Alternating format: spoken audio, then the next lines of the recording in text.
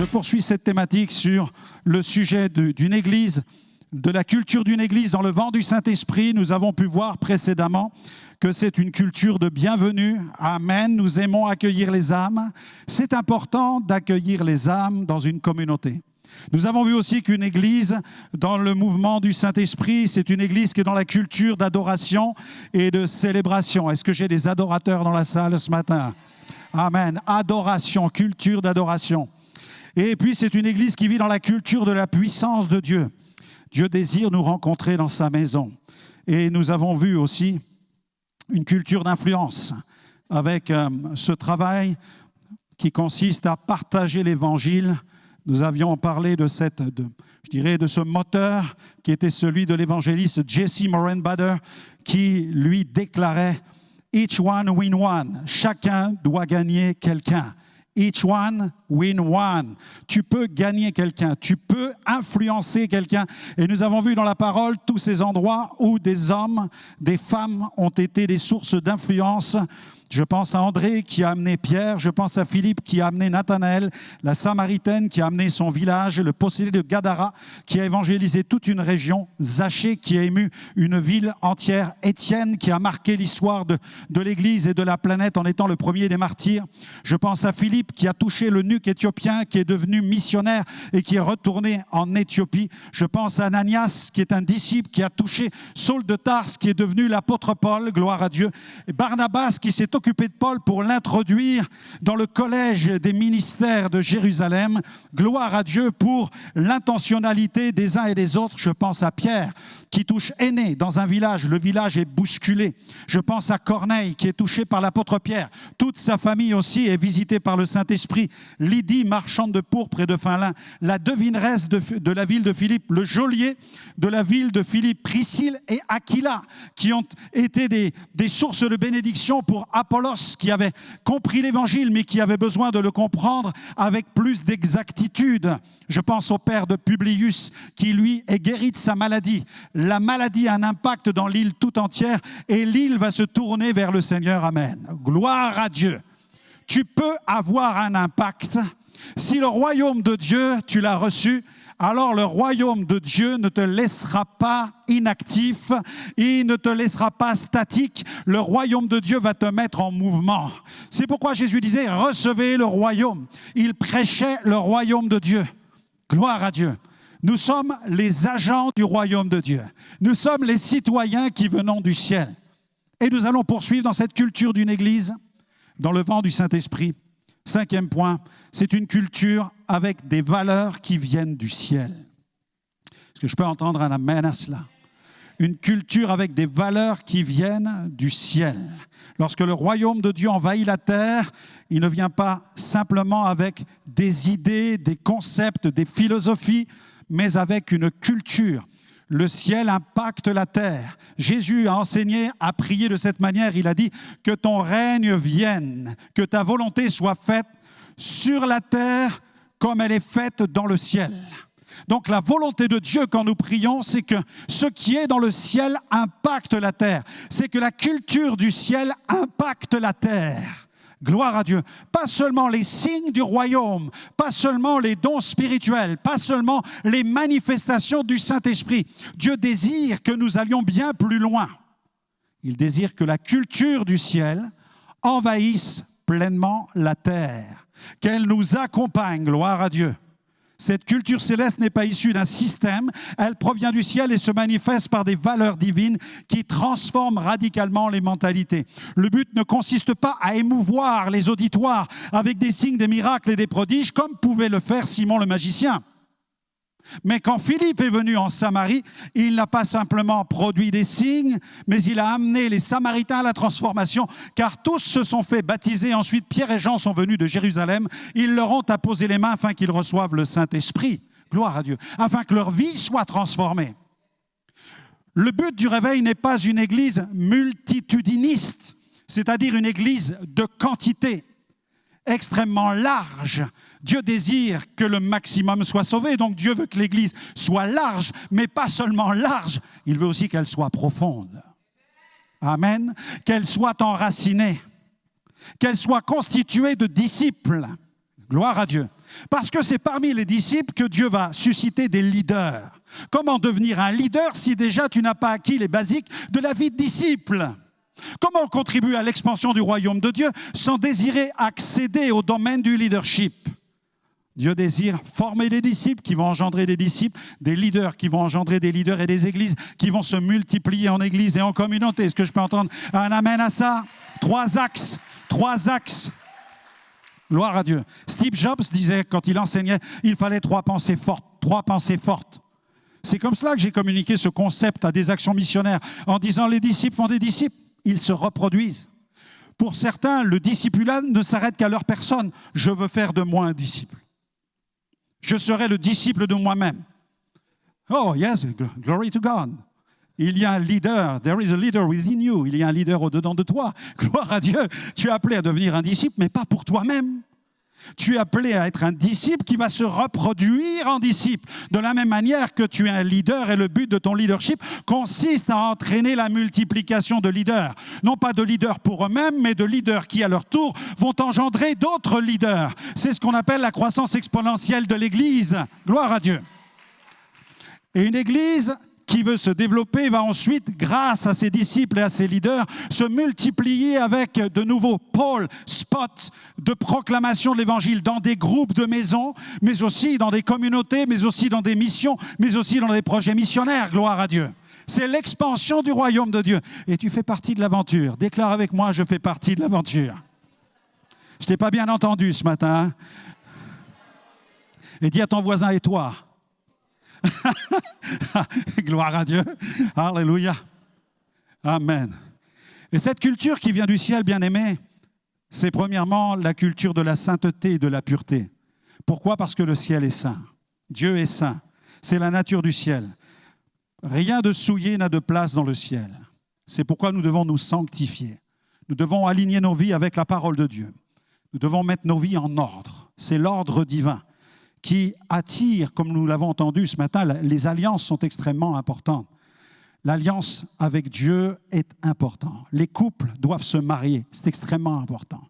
C'est l'alliance d'un homme et d'une femme devant Dieu. Cette alliance-là attire la faveur de Dieu. Amen. Et ensuite, il faut que ceux qui s'engagent avec Jésus fassent alliance avec lui. On ne prend pas un baptême pour se faire délivrer de démons. L'eau du baptême n'est pas une eau particulière, bénite, qui a un pouvoir d'exorcisme ou de purification de nos péchés. Sinon, je crois que certains auraient bien eu besoin de s'y baigner plusieurs fois.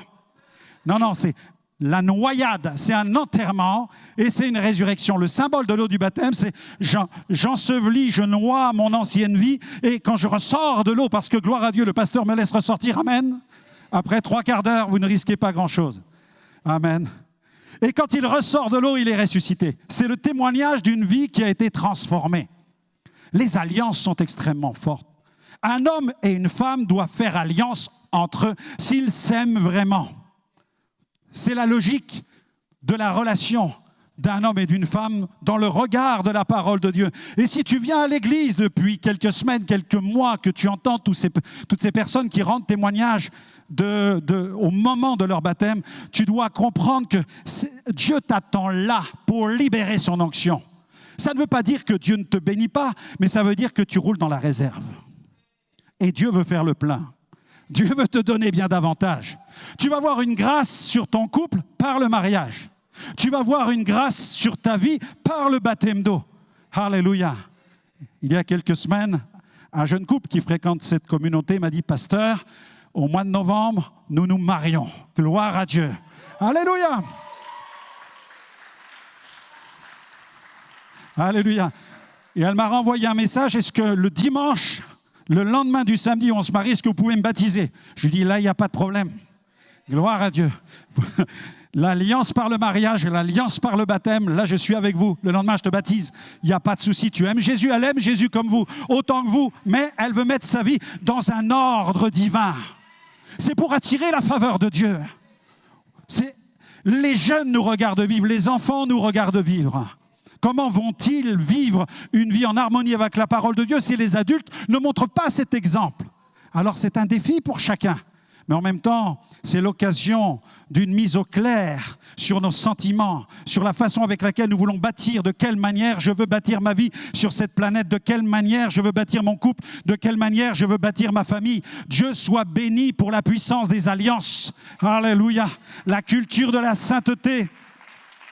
Dieu dit, vous serez saints, car je suis saint. Littéralement, ça veut dire aussi mis à part. Amen. Et là, c'est de cette manière que nous attirons la gloire de Dieu. Nous sommes mis à part, kadosh en hébreu.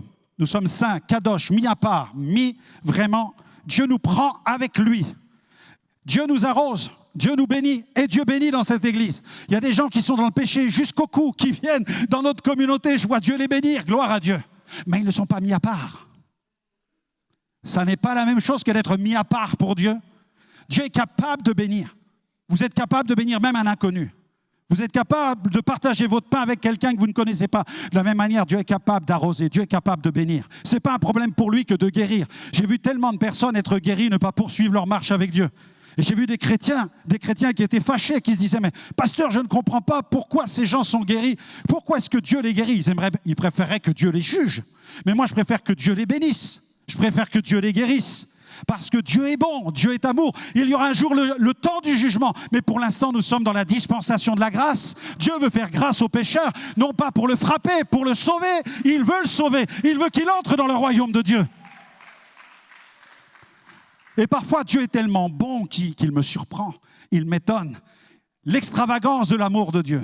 Dieu est tellement puissant, Dieu est tellement glorieux. Mais en même temps, il veut sauver. Mais quand tu fais alliance avec lui, il te prend et il te dit, tu es mis à part pour le royaume de Dieu. Et je vais faire des choses avec toi, je vais commencer à produire des choses au travers de toi parce que tu as décidé de faire alliance. Tu ne peux pas poursuivre toute ta vie spirituelle, religieuse, évangélique en continuant à vivre de cette manière. En fréquentant l'église de temps en temps, en venant à une réunion ici, par là, de façon parcimonique, tu dois vraiment t'engager. Tu dois vraiment lui donner ta vie. C'est de cette manière que tu pourras identifier Dieu sur ton chemin. Sinon, tu seras dans la confusion. Tu chercheras la bénédiction de Dieu, mais Dieu va retenir sa main. Alors que Dieu veut étendre sa main. Mais pour qu'il l'étende, il faut que nous mettions la nôtre dans la sienne. Et si nous le faisons, alors nous marchons main dans la main avec lui. Et nous pouvons identifier la manifestation de la grâce de Dieu chaque jour que Dieu fait sur cette planète. Je sais que Dieu est avec moi et je le vois dans chacune des œuvres qu'il accomplit. La culture de la sainteté, la culture de l'honneur. Heidi Baker a dit « L'honneur ouvre le ciel sur nos vies ». Au ciel, tout est structuré par l'honneur. Les 24 anciens jettent leur couronne devant le trône. Les anges se soumettent à un ordre parfait. Sur la terre, Dieu désire que la culture de l'honneur soit restaurée. La culture de l'honneur restaure les nations qui sont brisées. Honorer Dieu, c'est marcher dans l'obéissance. Honorer les autres, c'est reconnaître la grâce de Dieu en eux. Notre pays a besoin d'être restauré dans le domaine de l'honneur qui est dû à Dieu. Alléluia. C'est pourquoi nous sommes appelés à prêcher. C'est pourquoi nous sommes appelés à proclamer la culture du ciel. L'honneur seul peut restaurer des nations. La Bible dit que le péché, c'est la honte des peuples. Un pays qui avance dans le péché, c'est un pays qui va sombrer dans la confusion. Mais s'il revient vers Dieu et s'il s'humilie, Dieu le guérira et Dieu le restaurera. Amen. L'honneur libère la bénédiction de Dieu. Là où l'honneur s'installe, la suspicion, la critique disparaissent, la division disparaît et la gloire trouve un espace pour se manifester. C'est aussi la culture de la puissance et de la gloire. Au ciel, la gloire éclaire tout. Au ciel, il n'y a pas de soleil. Au ciel, il n'y a pas de spot, il n'y a pas de lumière. Tout est lumière. Dieu est lumière. C'est le lieu de la lumière. La puissance n'est pas une option. Elle est l'expression naturelle de la présence de Dieu. Dieu est un Dieu puissant. Dieu ne s'entraîne pas à être puissant. Dieu n'a pas besoin de faire de la musculation pour être fort. Dieu est puissant, tout puissant par nature. Dieu est saint par nature. Dieu n'a pas besoin de se mettre à part pour être saint. Dieu n'a pas besoin de se sanctifier pour être saint. Sa nature, c'est d'être saint. Sa nature, c'est d'être puissant. Et sa nature, c'est de manifester la gloire de son royaume. Et il la démontre par sa puissance. Amen. Sur la terre, lorsque le Saint-Esprit agit, la puissance de guérison, de délivrance et de transformation rend le royaume de Dieu concret. Elle le rend tangible. La gloire se manifeste dans des vies qui sont changées, des miracles qui deviennent visibles, des miraculés, des destinées transformées par la puissance de Dieu. La puissance et la gloire du ciel bouleversent tous les systèmes terrestres, défient les ténèbres et instaurent une nouvelle réalité où Jésus est Seigneur. Apocalypse 5,13. À celui qui siège sur le trône et à l'agneau soit la louange, l'honneur, la gloire et la force au siècle des siècles. Amen. Le mot gloire vient de l'hébreu kabod. Kabod veut dire pesant. Quand la gloire de Dieu vient, sa présence pèse sur nous et nous ployons sous la présence de Dieu. C'est pourquoi nous nous courbons, c'est pourquoi nous adorons, parce que nous ressentons le poids de la présence de Dieu.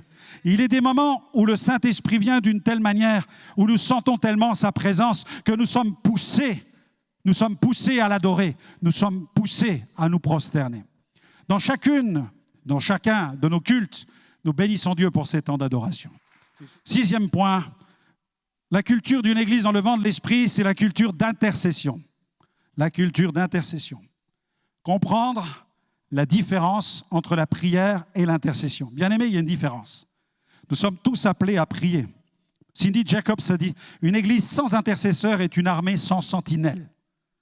Il y a ceux qui vont sur le terrain, qui sont engagés dans des services, dans des missions, et il y a aussi un corps tout à fait spécial, qui s'appelle dans le corps de Christ les sentinelles.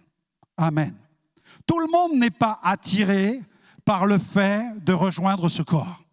Depuis que je suis dans la foi chrétienne, que je suis dans le ministère, j'ai essayé par tous les moyens de tirer par les pieds, par les cheveux, nombre de chrétiens pour qu'ils viennent aux réunions de prière.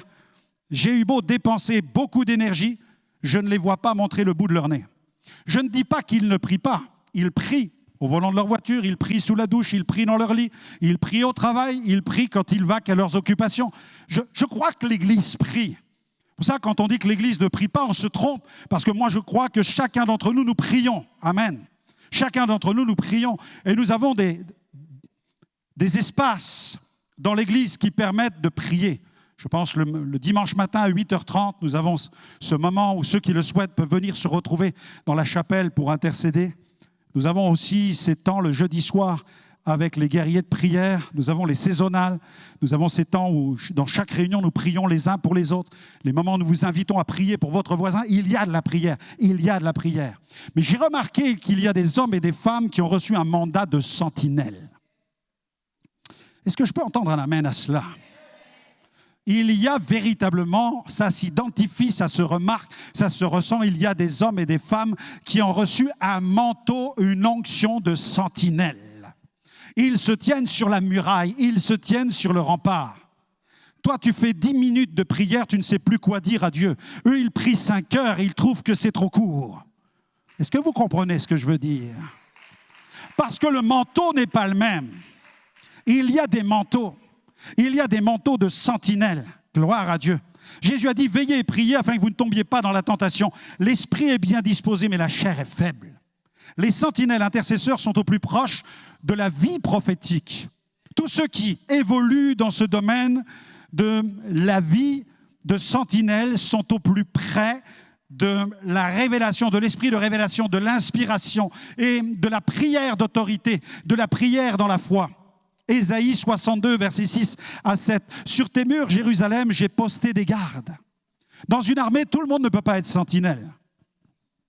Donc dans l'Église, c'est la même chose. Il y a des sentinelles qui, eux, ressentent un appel à la prière.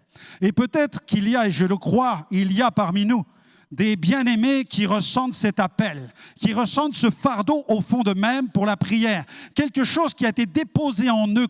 C'est comme un dépôt du Saint-Esprit qui te pousse à prier. Alors rejoins les sentinelles. Rejoins le collège des sentinelles de la communauté parce qu'avec elles, avec eux, tu vas pouvoir développer cette capacité qui va t'amener plus profondément dans l'inspiration, dans la révélation, dans la dimension prophétique. Amen. Sur tes murs, Jérusalem, j'ai posté des gardes. Ils ne se tairont ni jour ni nuit. Vous qui rappelez le souvenir de l'Éternel, point de repos pour vous.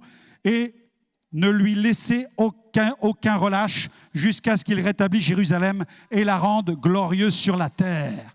Waouh, c'est une mission extraordinaire. Amen. Ésaïe 21, versets 6 à 8.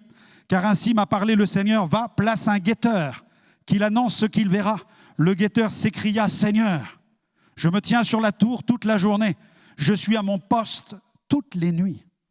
La sentinelle prie le jour. Elle est même réveillée la nuit pour intercéder. Gloire à Dieu. C'est l'esprit d'intercession. Il y a une différence entre prier et énumérer des pétitions devant Dieu pour telle et telle situation et prier, ou plutôt intercéder, animé de l'esprit du rachat, animé de l'esprit de rédemption. Cet esprit-là, c'est ce qui pousse les intercesseurs à aller arracher les âmes dans l'invisible par la foi. Quand ils prient, ils vont arracher les âmes qui sont perdues pour les transférer par la foi dans le royaume de Dieu. Ils reçoivent des révélations, ils reçoivent des pensées de l'esprit. On peut noter aussi 3 types d'intercession prophétique ou intercession poussée par l'esprit. Il y a différents types d'intercession qui sont activés par le Saint-Esprit. Je pense à l'intercession en langue. Prenez votre Bible, dans 1 Corinthiens 14, verset 2. 1 Corinthiens 14, verset 2. Vous qui fréquentez cette communauté depuis quelque temps, peut-être avez-vous remarqué que certains s'expriment dans un langage étrange, bizarre. Ce langage est annoncé dans Ésaïe chapitre 28, verset 11, où déjà le prophète annonce la manifestation d'une langue plutôt barbare. Le texte dit, c'est par un peuple au langage barbare, amen, que je parlerai aux nations. Et c'est vrai que, bien aimé, il y a des parlers en langue, c'est barbare.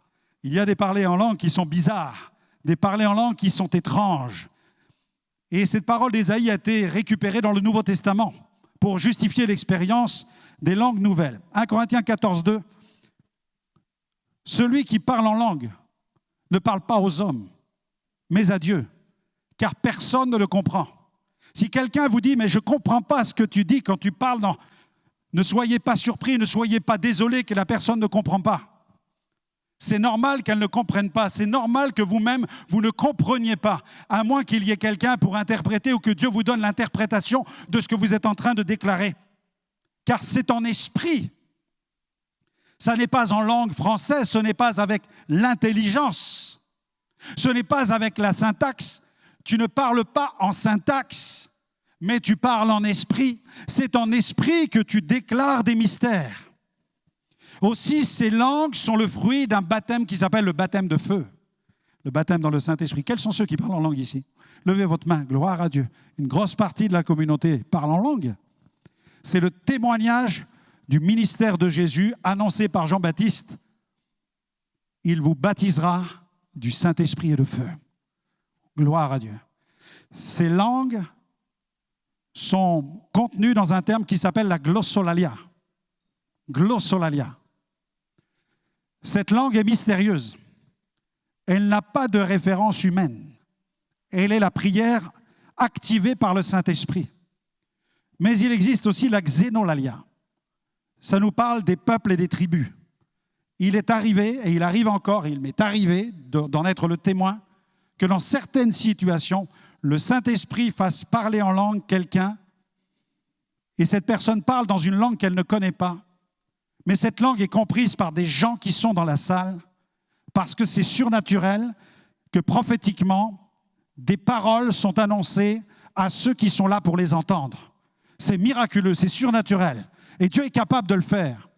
Et ceux qui les émettent ne sont pas toujours conscients de parler une langue étrangère. Gloire à Dieu. L'Esprit nous aide dans nos faiblesses car nous ne savons pas ce qu'il nous convient de demander dans nos prières. Mais l'Esprit lui-même intercède en nous par des soupirs inexprimables. Et dans le domaine de la prière en langue, c'est important aussi de grandir dans la connaissance du parler en langue. Certains pensent que le parler en langue doit rester toujours le même chez quelqu'un. Si ton parler en langue s'est transformé, s'il a évolué, ne sois pas surpris, car le texte dit « ils parleront de nouvelles langues » et c'est au pluriel. Amen. Il peut nous arriver de voir une évolution. Le parler en langue que je parle aujourd'hui n'a plus rien à voir avec les balbutiements de mon baptême de l'Esprit de 1986. Il a évolué. Le parler en langue évolue par la pratique, gloire à Dieu.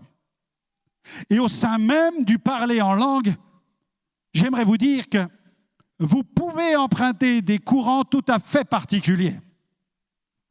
Gloire à Dieu. Il y a le parler en langue qui parfois peut s'exprimer d'une certaine manière avec une tonalité. Il y a diversité de tonalités dans le parler en langue. Et je t'invite à les explorer. Il y a une tonalité qui peut être douce, murmurée. C'est comme une langue qui est chuchotée. C'est comme un souffle qui exprime l'écoute et la dépendance de Dieu, le désir d'entendre sa voix. Tu vas parler en langue dans sa présence, tu murmures en langue parce que tu es dans le désir d'écouter la voix de Dieu. Et tu te dis, pourquoi je parle tellement doucement en langue? Parce que c'est le flot du Saint-Esprit qui te conduit dans cette condition, dans cet état, dans cette disposition de cœur qui désire entendre la voix de Dieu. Il y a aussi une tonalité qui peut être ferme et autoritaire. Il arrive que le parler en langue s'exprime de cette façon. Elle porte, ces langues, l'autorité du royaume et manifeste l'ordre de Christ. Comme Jésus l'a déclaré, tout ce que vous lirez sur la terre sera lié dans le ciel. Et il arrive que nous parlions en langue avec une autorité telle que quelque chose est en train de se passer dans l'invisible. L'avez-vous déjà expérimenté? Est-ce que quelqu'un l'a déjà? Ok, gloire à Dieu. Gloire à Dieu. Donc, rien de surprenant à cela. Simplement, il nous faut aspirer et ne pas nous brider dans le parler en langue. Lorsque nous prions pour quelqu'un, lorsque nous sommes dans la communauté, il nous faut être sensibles quand nous ressentons une impulsion, quelque chose de profond qui est en train de se mouvoir en nous, de ne pas retenir ce qui est en train de se produire, mais de libérer, au contraire, cette onction qui désire opérer. Il y a aussi la tonalité de supplication. Il y a des moments où nous prions en langue, nous sommes dans un esprit de supplication. Les langues expriment un désir ardent, profond, comme un cœur qui aspire, qui supplie Dieu d'intervenir dans la situation afin que la gloire de Dieu se manifeste. Amen. Il y a aussi la tonalité de combat. Il arrive dans certains moments que lorsque nous prions, où vous entendez celui qui parle en langue, vous avez l'impression qu'il est en train de batailler contre quelque chose, qu'il est en train de se battre avec quelqu'un. Il se bat avec l'invisible, mais il se bat dans un esprit de prière contre l'invisible. Sa prière est prophétique. C'est une prière d'assaut. C'est une prière de combat. Gloire à Dieu. Vous allez voir le parler en langue d'une nouvelle manière ce matin. Amen. Et je prie que vous puissiez l'explorer dans de nouvelles dimensions. Il y a aussi la tonalité jubilante, la tonalité de triomphe, la tonalité triomphante. Dans certaines situations, nous parlons en langue et nous jubilons dans les langues. Amen. L'esprit qui est en nous est en jubilation et cela s'exprime par les langues que nous proclamons. Amen. Et puis, il y a la tonalité prophétique où au cœur du combat, les langues peuvent prendre une dimension d'oracle. Elles préparent la bouche à libérer ensuite une parole claire, intelligible, qui déclare la volonté de Dieu sur une situation où tu vas dire ensuite « Ainsi parle l'Éternel ». Amen.